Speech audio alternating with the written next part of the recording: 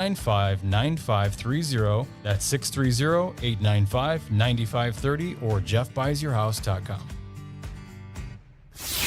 Now, from the Signature Bank Studios. This hour of The Shaun Thompson Show is sponsored exclusively by DonleyAuctions.com. Estate jewelry, vintage watches, sell worldwide for true auction value. DonleyAuctions.com.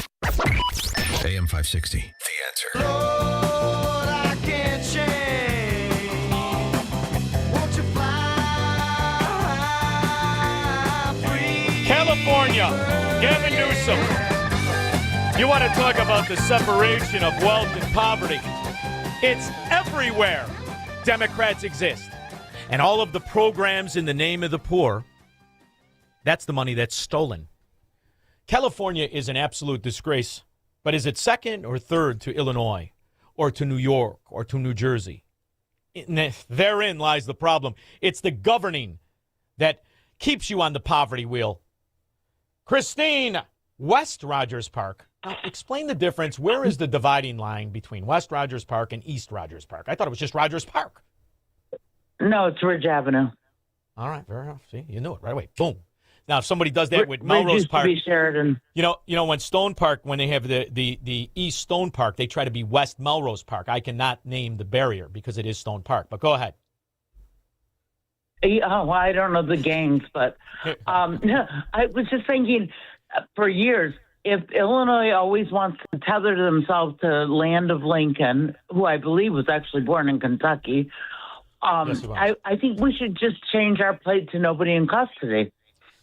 Well, I like that a lot. And you want to know what else? I want a creative license plate design. You know what else is funny? All of this no king stuff and how they claim Trump's a dictator and he's suspending your rights and all this stuff. You should go back and take a look at that Lincoln you're telling your kids is the best president ever. You want to talk about a king. Thank you very much, Christine. I appreciate it. Good luck in West Rogers Park, which I believe the difference, Christine, is that it's safer in West Rogers Park. And if it's not, let's just pretend it is because you're there, okay? I've got, trust me, I'm on rotating on my head when I go out. Yeah, oh, you better be. Thank you very much. Such a shame. So many people. Jeremy in Chicago. Hey, Shaun, how you doing? Good, Jeremy. How are you? Pretty good. I love your show. I'm a big-time fan, this first-time caller. So I got heated today, man. I got a bunch more tickets. I was just going to a scrap yard. I was going to a location I do scrap metal, and I saw a bunch of metal right next to a police station, right? So last time I went there, I picked up about $150 of aluminum, and then they went and pulled me over. They followed me, pulled me over, and said, oh, it's not safe. Gave me about $500 in tickets. Oh. I came there again. This time they sent the guys just to walk over. Okay, they just walked over, held me there for a few minutes, said the same thing about my load, gave me more tickets. Now, I come from living in my car most of my adult life. There's a combination of my mistakes and my parents. And I go ahead and I beat a Floyd felony charge when I was about 5 years ago. During the riots, I decided to leave Illinois, go to Vegas, get my residency in Vegas. I bought a 9mm legally, and then they suspended my license. So I come back here and pay that ticket, but then I was sleeping at a rest stop. Someone calls for that because my car messed up, a similar thing, right? So I'm always in poverty, and it's partly my fault. So that goes as a misdemeanor, and then that gets raised to a felony because they know I'm living in my car. So the public defender goes, oh, well, no jail time, the felony sticks. Now I know background. So I declined that, hire another lawyer, stay living in my car. Same thing, $4,000 more. Then I hire another lawyer, and he gets me that deal for a misdemeanor, and that was over November. So I had my license suspended before this 2 times and had to pay over $10,000. So I've been in poverty my whole life, a intelligent person.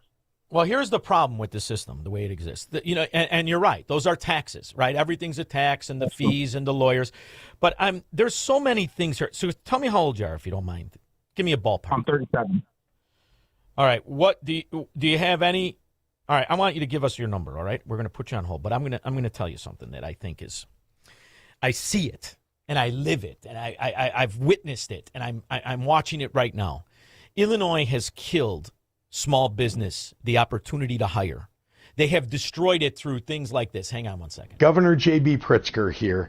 Today marks a landmark accomplishment in Illinois history.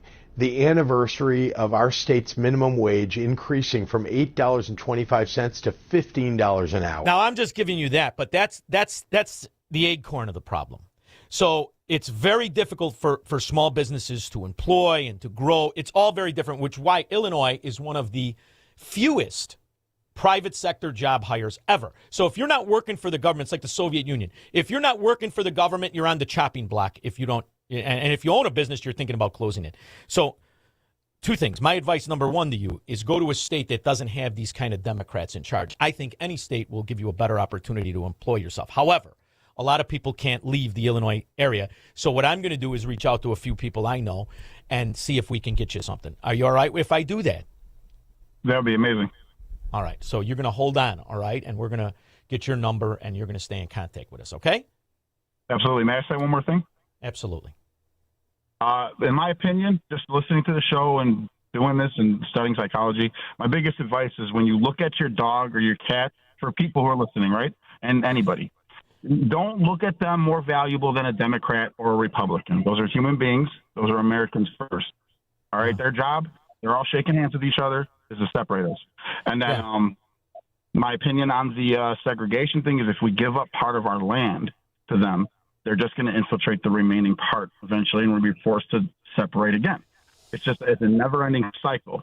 You're going to continue. But your other point, when you're talking about people, and one of the favorite things I have is the investigator or the kid who's like making fun of Democrats, and he goes to the abortion person, and she says, we're going to raise money, and he tells her it's for dogs. I don't know if you heard it. And the lady says, oh, no, I don't want to kill dogs, but you're pro-abortion for human beings. That's the kind of mindset you're dealing with a certain people, about 50% of people in the country, who value the animals, their dog, more than they do the baby in their neighbor's belly. So it's a very interesting point, Jeremy. And that, for the guy who I'm going to call to see if he can hire you, that probably got you the job right there, kid. So I'm going to help you. Help yourself. And you stay right there. We're going to get your number. Thank you very much, brother. I appreciate that very much. Roberto in Bloomingdale. Shaun, first of all, good for you for helping that guy out. Well, we're just going to call a friend. I can't hire him. If I could, I'd hire him, but I'd have to move to Florida. But go ahead. Same here. But, the reason I was calling, I was following up on what Rich said in Indian Head Park. The reason they were against President Trump and all this is because they want to rain on President Trump's parade. This guy has done so much for this country, like TR did, FDR, Eisenhower, they hate him for it, and that's the bottom line on this. What do you think? Well, they hate. Listen, it's not him; it's the principles he represents. It's it's his agenda of making America great again. What does that mean? That means reprivatizing it. That means stopping the scams that added not just $30 trillion to our debt, but made all of the Democrat sloths very, very, very, very rich through front groups, through wineries, through these funds, these foundations, these scams that all get our money. It's absolute scams. And I'm going to play you something. I was going to go to commercial, but hang on, Squirrel. Les Wexner, who I have been dragging out of the closet, literally, since the first time I got a show. Les Wexner is that freak who owned Victoria's Secret. He's the one who had billions of dollars, richest guy in Ohio and all this stuff. But he was always a closeted freak when it came to sex and kids, and he's just a creepy bastard. However, he legitimately made his money. At least you think that way. And then he signs it over to Epstein, right? He meets him, and he signs it over shortly after. He's given a deposition. It was before Congress. I want you to hear what his lawyer said to him. Now, keep in mind what you're to believe on paper. Les Wexner is a billionaire. He's a philanthropist. He's a magnanimous, altruistic guy who has foundations and gives his money away. But listen to the lawyer, and I'll tell you exactly where I see this. Where is it, Squirrel? I hired a lady to be like the house manager who had... Now, wait. Let me set it up better. He's asked a question, and he's giving a dissertation of what the situation was. I hired a lady to be like the house manager who had run the U.S. Embassy in Rome, and said, yeah, I know how to do this. And I said, well, why don't we keep inventories of stuff? And she said, well, yeah, I could do that. So she did that as kind of a puny example, but I wouldn't have had the idea. But then all the things were inventoried. That wasn't work for me or Jeffrey. It was just regularly done. Now, his lawyer puts his hand over the microphone But because he's got a little butter pansy hand, it's not big enough to cover up the microphone, and he whispers in Les Wexner's ear. Answer not the question. 5 words, okay? He says, I will effing kill you if you answer another question with more than 5 words. That slip and fall scum lawyer, his name is Michael Levy. Now, I've hired lawyers, a lot of them. If anyone even thinks talking to me like that, you'll leave with one less eye if you're frickin' lucky, pig. So what does that tell you when Les laughs? That means Michael Levy is the boss, and Les is the little stock boy. So maybe all these billionaires that they keep pointing at, maybe they themselves are fronts. And it's this cabal of nameless scum like Michael Levy, who nobody would hire to fix a ticket, like Jeremy. Nobody. But somehow he's connected through this cabal of corruption. That's something right there. And I'm curious to know if you heard it anywhere else. 312-642-5600. We'll be back. What if everything you've been told about government, healthcare, poverty, energy, and even science is a carefully constructed lie? In Shaun Thompson's new book, What If It's All a Lie? Shaun Thompson dismantles the myths at the core of modern America. This is the book the ruling class doesn't want you to read. And once you do, you won't see the world the same way again. Order your copy today at ShaunThompsonShow.com/book.